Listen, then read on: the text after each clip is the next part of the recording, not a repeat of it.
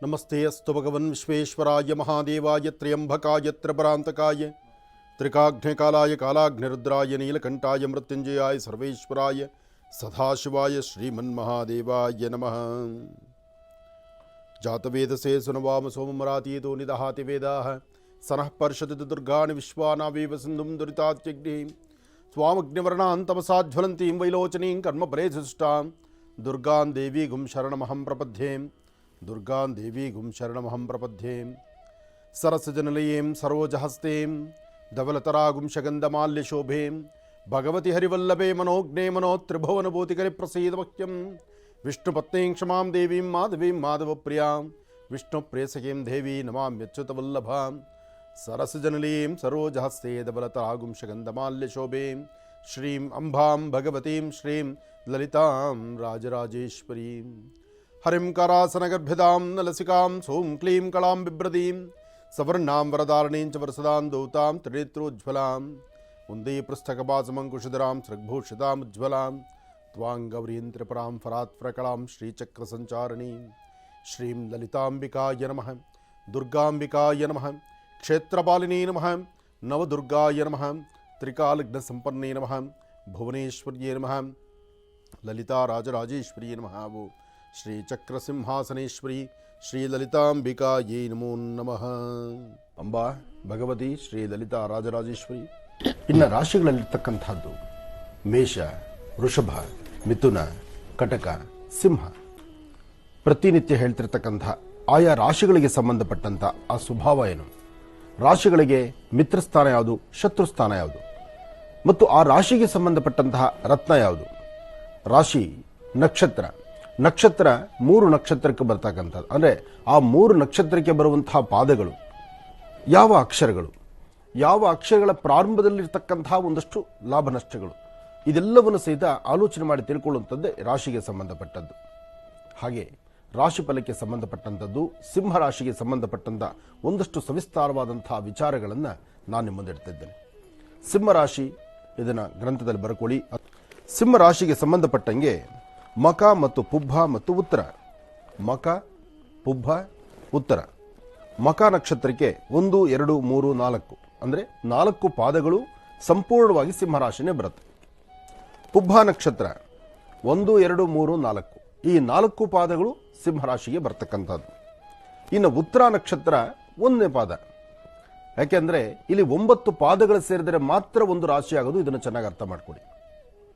ಒಂದು ನಕ್ಷತ್ರಕ್ಕೆ 4 ಪಾದ, ಒಂದು ನಕ್ಷತ್ರಕ್ಕೆ 4 ಪಾದ, ಆದರೆ 4 ಪಾದ ಪುನಃ 1 ಪಾದ.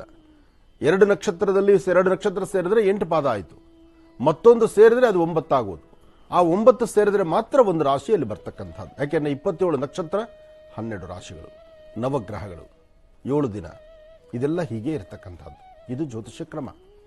ನಾನು ಮೊದಲೇ ಹೇಳಿದೆ, ಇದೊಂದು ಬಾಲ ಜ್ಯೋತಿಷ್ಯ, ಅಂದರೆ ಪುಟ್ಟದಾಗಿ ಪ್ರಾರಂಭ ಹಂತದಲ್ಲಿ ತಿಳ್ಕೊಳ್ಳುವಂತಹ ಕ್ರಮ ಇವತ್ತು ನಾನು ನಿಮಗೆ ತಿಳಿಸ್ಕೊಡ್ತಾ ಇರೋದು. ಉದ್ದೇಶ ಏನೇ ಆದರೂ ನಾವಿಷ್ಟೇ ಕಲಿತರೂ ಆ ಪ್ರಾರಂಭ ಕ್ಷಣಗಳಲ್ಲಿರ್ತಕ್ಕಂಥ ಒಂದಷ್ಟು ರಹಸ್ಯಗಳು ನಮಗೆ ಅರ್ಥ ಆದರೆ ನಾವು ಮುಂದಕ್ಕೆ ಹಾಕೋ ಹೆಜ್ಜೆ ಅನುಕೂಲ ಅನ್ನೋದಕ್ಕೋಸ್ಕರ ನಾನು ಇದನ್ನು ತಿಳಿಸ್ಕೊಡ್ತಾ ಇದ್ದೇನೆ. ಸಿಂಹರಾಶಿಗೆ ಸಂಬಂಧಪಟ್ಟಂಗೆ, ಸಿಂಹರಾಶಿ ಮಕ ನಕ್ಷತ್ರ ಯಾರದಿದೆಯೋ ನಿಮ್ಮ ಹೆಸರಿನ ಮೊದಲನೇ ಅಕ್ಷರಗಳು, ನಿಮಗೆ ಜನ್ಮ ನಕ್ಷತ್ರ ಗೊತ್ತಿದ್ರೆ ಮಕ ನಕ್ಷತ್ರ ಆದರೂ ಸಿಂಹರಾಶಿ ಆಗಿರುತ್ತೆ, ಪುಬ್ಬ ನಕ್ಷತ್ರ ಆದರೂ ಸಿಂಹರಾಶಿ ಆಗಿರುತ್ತೆ, ಉತ್ತರ ನಕ್ಷತ್ರ 1ನೇ ಪಾದ ಆಗಿದ್ರೆ ಮಾತ್ರ ಸಿಂಹರಾಶಿ ಆಗಿರುತ್ತೆ. ಇದನ್ನ ಅರ್ಥ ಮಾಡ್ಕೊಳ್ಳಿ. ಹಾಗೆ ಈ ಒಂದು ಸಿಂಹರಾಶಿಗೆ ಸಂಬಂಧಪಟ್ಟಂಗೆ ಅಕಸ್ಮಾತ್ ನಿಮಗೆ ಜನ್ಮ ನಕ್ಷತ್ರ ಗೊತ್ತಿಲ್ಲ, ನಿಮ್ಮ ಹೆಸರಿನ ಮೊದಲನೇ ಅಕ್ಷರ, ನಿಮ್ಮ ಹೆಸರಿನ ಮೊದಲನೇ ಅಕ್ಷರ ಯಾವುದು, ಅದಕ್ಕೆ ಸಂಬಂಧಪಟ್ಟ ರಾಶಿ ಯಾವುದು ಅಂದರೆ ನಾನು ಹೇಳುವಂಥದ್ದನ್ನು ತಿಳ್ಕೊಳ್ಳಿ. ಮ, ಮಿ, ಮು, ಮೇ ಈ 4 ಅಕ್ಷರ ಮಕ ನಕ್ಷತ್ರ. ಪುಬ್ಬ ನಕ್ಷತ್ರ ಮಾ ದೀರ್ಘ ಟ ಟಿ ಟು, ಉತ್ತರ ನಕ್ಷತ್ರ 1 ಟಿ, ಉತ್ತರ ನಕ್ಷತ್ರ ಟೆ. ಈ 4 ಅಂದರೆ ಇಲ್ಲಿ 9 ಅಕ್ಷರಗಳಾಯಿತು. ಈ 9 ಅಕ್ಷರಗಳು ಸಿಂಹರಾಶಿಗೆ ಸಂಬಂಧಪಡ್ತಕ್ಕಂಥದ್ದು. ಸಿಂಹರಾಶಿಯ ವಿಶೇಷವಾಗಿರ್ತಕ್ಕಂತಹ ಗುಣಲಕ್ಷಣಗಳನ್ನು ನಾವು ತಿಳ್ಕೊಳ್ಳೋಣ. ಲಾಂಛನ, ಲಾಂಛನ ಮಾತ್ರ ಸಿಂಹರಾಶಿಯವರಿಗೆ ನಿಜಕ್ಕೂ ಭಯಂಕರನೇ. ಅಂದರೆ ಸದಾಕಾಲ ಸಿಂಹ ಗರ್ಜನೆ.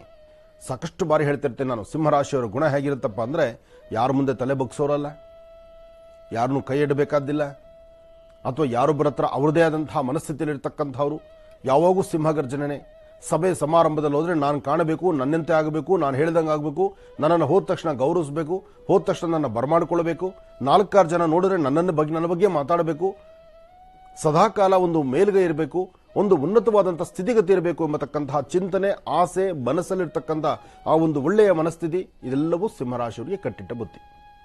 ಯಾಕೆಂದರೆ ಆ ಸಿಂಹ ಗರ್ಜನೆ ಹಾಗೆ. ಸಿಂಹ ನೋಡಿ, ತಿಂಗಳಿಗೊಂದು ಕನಿಷ್ಠ ಪಕ್ಷ ವಾರಕ್ಕೊಂದು ಬೇಟೆ ಆಡುತ್ತೆ,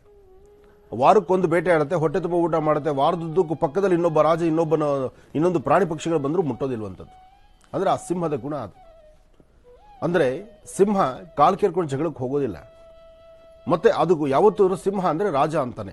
ಹಾಗೆ ಈ ರಾಶಿಗಳಲ್ಲೂ ಸಹಿತ ಮೇಷ, ವೃಷಭ, ಮಿಥುನ, ಕಟಕ, ಸಿಂಹ, ಕನ್ಯಾ, ತುಲಾ, ವೃಶ್ಚಿಕ, ಧನುರ್, ಮಕರ, ಕುಂಭ, ಮೀನ ಈ ರಾಶಿಗಳಲ್ಲಿ ಸಿಂಹರಾಶಿಯವರ ಗುಣ ಬಹಳ ವಿಭಿನ್ನ. ಅಂತಹ ವಿಭಿನ್ನವಾಗಿರ್ತಕ್ಕಂತಹ ರಾಶಿ ಸಿಂಹರಾಶಿ ಆದ್ರಿಂದ ಆ ಸಿಂಹರಾಶಿಯವರ ಗುಣಲಕ್ಷಣಗಳನ್ನು ನಾನು ನಿಮಗೆ ತಿಳಿಸ್ಕೊಡ್ತಾ ಇದ್ದೇನೆ. ಇಲ್ಲಿ ಲಾಂಛನ ಬಂದು ಸಿಂಹ, ರಾಶ್ಯಾಧಿಪತಿ, ಈ ರಾಶಿಗೆ ಅಧಿಪತಿ ಬಂದು ರವಿ ಅಂದರೆ ಸೂರ್ಯ. ಹೇಗೆ ಆತನ ಬೆಳಕಿಲ್ಲ ಆದರೆ ಜಗತ್ತೇ ಬೆಳಕಾಗಲ್ಲ. ಇಡೀ ಜಗತ್ತಿಗೆ ಬೆಳಕು ಕೊಡ್ತಕ್ಕಂಥವನು ರವಿ, ಸೂರ್ಯ. ಅಂತಹ ಸೂರ್ಯನ ರಾಶಿ ಸಿಂಹರಾಶಿ. ಅದಕ್ಕೆ ಹೇಳೋದು, ಸಿಂಹರಾಶಿಯವರು ಯಾರಾದರೂ ಒಬ್ಬರು ಸಭೆಯಲ್ಲಿದ್ದರೆ ಅಥವಾ ಒಂದು 20 ಜನದ ಮಧ್ಯೆ ಒಬ್ಬ ಸಿಂಹರಾಶಿಯವರಿದ್ದರೆ ಆ ಸಭೆಗೆ ಒಂದು ಬೆಲೆ ಅಂತೆ. ಗೊತ್ತಿಲ್ದಿರಾನೆ ಅಲ್ಲಿ ಹೇಳ್ಕೋಬೇಕಾದ್ದೇ ಇಲ್ಲ, ನಂದು ಸಿಂಹರಾಶಿ ಅಂತ ಹೇಳ್ಕೋಬೇಕಾದ್ದಿಲ್ಲ. ನೀವು ಈಸಿಯಾಗಿ ಅಂಡರ್ಸ್ಟೋಡ್, ನೀವು ಗೊತ್ತಾಗುತ್ತೆ. ನಿಮ್ಮ ಚಾರಗಳು, ನಿಮ್ಮ ನಡವಳಿಕೆಗಳು, ನಿಮ್ಮ ಮಾತು, ನಿಮ್ಮ ರೀತಿ, ನಿಮ್ಮ ನೋಟ, ಸಿಂಹರಾಶಿಯವರ ಗುಣಲಾಂಛನಗಳು ಹಾಗೆ. ರಾಶ್ಯಾಧಿಪತಿ ರವಿ, ತತ್ವ ಅಗ್ನಿ, ರಾಶಿ ತತ್ವ ಸ್ಥಿರ, ದಿಕ್ಕು ಪೂರ್ವ, ಲಿಂಗ ಪುರುಷ, ವರ್ಣ ಕ್ಷತ್ರಿಯ ಮತ್ತು ಸ್ವಭಾವ ಯಾವಾಗೂ ಕ್ರೂರತನವಾಗಿರ್ತಕ್ಕಂಥ, ಅಂದರೆ ಮೂಗಿಂತದಲ್ಲೇ ಕೋಪ. ಇವರು ಸಾಮಾನ್ಯಕ್ಕೆ ನಗೋದು ಬಹಳ ಕಡಿಮೆ. ನಗ್ತಾ ಇದ್ದಾರೆ ಅಂದರೆ ಪರವಾಗಿಲ್ಲಪ್ಪ, ಅಲ್ಲೇನೋ ಒಂದು ಲಾಭ ಇದೆ ಅಂತ. ಆ ನಗುಮುಖ ಬರೋದು ಕಡಿಮೆ. ಅಂತಹ ನಗುಮುಖವನ್ನು ತುಂಬಿಕೊಂಡ್ರೆ ಸಿಂಹರಾಶಿಯವರ ಗುಣಲಾಂಛನಗಳು ಇನ್ನಷ್ಟು ಚೆನ್ನಾಗಿರುತ್ತೆ ಅಂತಲೂ ಹೇಳ್ತಾರೆ ಹಿರಿಯರು. ಇನ್ನು ಕಾಲಪುರುಷನ ಅಂಗ ಬಂದು ಹೃದಯ. ಅದಕ್ಕೆ ಹೇಳೋದು, ಹೃದಯ ಯಾವಾಗೂ ಆ ಹೃದಯದ ಬಡಿತ ಸರಿಯಾಗಿದೆ ಅಂದರೆ ಸೂರ್ಯನ ಒಂದು ಅನುಗ್ರಹ ಬೇಕು. ಅದಕ್ಕೆ ಸೂರ್ಯ ನಮಸ್ಕಾರ ಬೇಕು. ಸದಾಕಾಲ ಹಸನ್ಮುಖಿತನ ಬೇಕು, ನಗುಮುಖ ಬೇಕು.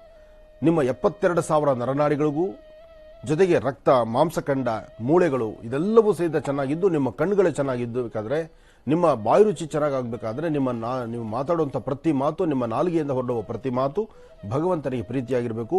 ವಿಷ್ಣು ಮತ್ತು ಶಿವ ಆರಾಧನೆ ಯಾವಾಗೂ ನಡೆಸ್ತಾ ಇರಬೇಕು. ಶಿವಕೇಶವರ ಆರಾಧನೆಯಿಂದ ಸಿಂಹರಾಶಿಯವರು ಸಾಕಷ್ಟು ಒಳಿತನ್ನು ಸಿದ್ಧಿಪಡಿಸ್ಕೊಂಡಂಗಾಗತ್ತೆ. ಇನ್ನು ರಾಶಿಯ ರತ್ನ ಬಂದು ಮಾಣಿಕ್ಯ. ಮಾಣಿಕ್ಯ ಒಂದು ಕೈಲಿದ್ರೆ ಅದರ ಪವರ್ ಜಾಸ್ತಿ ಅಂತ ಹೇಳ್ತಾರೆ. ಇನ್ನು ಅದೃಷ್ಟದ ಬಣ್ಣ ಗುಲಾಬಿ ಮತ್ತು ಕೆಂಪು. ಅದೃಷ್ಟದ ದಿನ ರವಿವಾರ ಮತ್ತು ಬುಧವಾರ, ಅಂದರೆ ಭಾನುವಾರ ಮತ್ತು ಬುಧವಾರ. ಬುಧವಾರ ಬಂದರೂ ಸೂರ್ಯನಿಗೆ ವಿಶೇಷವೇ, ಭಾನುವಾರ ಬಂದರೆ ಅದು ಮತ್ತಷ್ಟು ವಿಶೇಷ. ಸೂರ್ಯನಾರಾಯಣ ಇತ್ತು. ಅದೃಷ್ಟದ ದೇವತೆ ಬಂದು ಸೂರ್ಯನಾರಾಯಣ. ಅದೃಷ್ಟದ ಸಂಖ್ಯೆ ಬಂದು 1, 5, 9. ಅದೃಷ್ಟದ ಸಂಖ್ಯೆ 1, 5, 9. ಅದೃಷ್ಟದ ದಿನಾಂಕ 1, 10, 19, 28.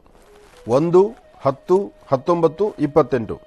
ಮಿತ್ರ ರಾಶಿ, ಇದಕ್ಕೆ ಸ್ನೇಹಿತವಾಗಿರ್ತಕ್ಕಂಥ, ಅಂದರೆ ಈ ಸಿಂಹರಾಶಿಗೆ ಸ್ನೇಹವನ್ನು ಬಯಸ್ತಕ್ಕಂಥದ್ದು. ನೋಡಿ, ಇಲ್ಲಿ ಅರ್ಥ ಮಾಡ್ಕೋಬೇಕಾದಂತಹ ವಿಚಾರ ಇದೆ. ಸಿಂಹರಾಶಿಯವರು ಯಾರ ಜೊತೆ ಸ್ನೇಹ ಬೆಳೆಸಬೇಕು, ಯಾವ ರಾಶಿಯವರ ಜೊತೆ ಸ್ನೇಹ ಇದ್ದರೆ ಅಲ್ಲಿ ಮತ್ತಷ್ಟು ಸ್ನೇಹ ವೃದ್ಧಿ ಆಗುತ್ತೆ, ಅಭಿವೃದ್ಧಿ ಆಗುತ್ತೆ, ಒಳ್ಳೆ ಸಾಂತ್ವನ ಇರುತ್ತೆ, ನಗುಮುಖ ಇರುತ್ತೆ. ಒಂದಷ್ಟು ವಿಶೇಷಗಳಲ್ಲಿ ಅವರು ತನ್ನದೇ ಆದಂತಹ ಒಂದು ಚಾಪನ್ನು ಮೂಡಿಸ್ಕೊಳ್ಳಿಕ್ಕಾಗತ್ತೆ.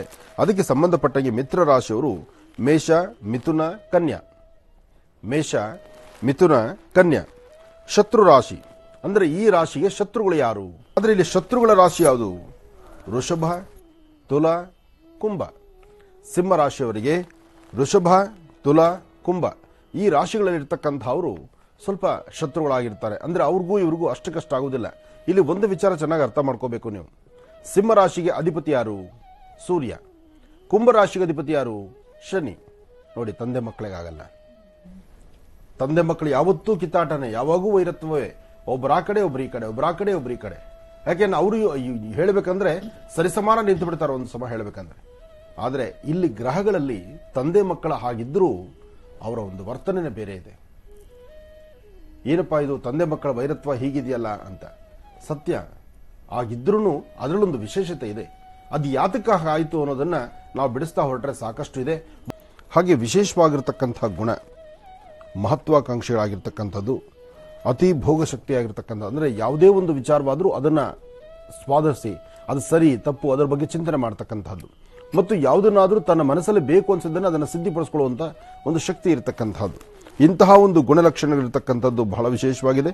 ಹಾಗೆ ಉದಾರತ್ವ ಎಂಬತಕ್ಕಂಥದ್ದು, ಹಾಗೆ ವಿಶಾಲವಾಗಿರತಕ್ಕಂತಹ ಒಂದಷ್ಟು ಆಲೋಚನೆಗಳು ಮಾಡ್ತಕ್ಕಂಥದ್ದು, ಮನಸ್ಸಲ್ಲಿ ಏನೇ ಬಂದರೂ ಸಹಿತ ಆ ಬಂದಂತಹ ಆ ಕಷ್ಟಗಳನ್ನು ಅಲ್ಲಿಂದಲೇ ದೂರ ಮಾಡಿಕೊಂಡು ಒಂದು ಭಗವಂತನ ಪ್ರಾರ್ಥನೆ ಅಂತಲೂ ಹೇಳ್ಬೋದು, ಅಥವಾ ತನ್ನೊಳಗಿರತಕ್ಕಂತಹ ಜ್ಞಾನಚಕ್ಷುವಿನಿಂದ ಅದನ್ನು ಪರಿಹಾರ ಮಾಡಿಕೊಳ್ಳುವಂತಹ ಗುಣ ಸಹಿತ ತನಗೇ ಇರತಕ್ಕಂಥದ್ದು.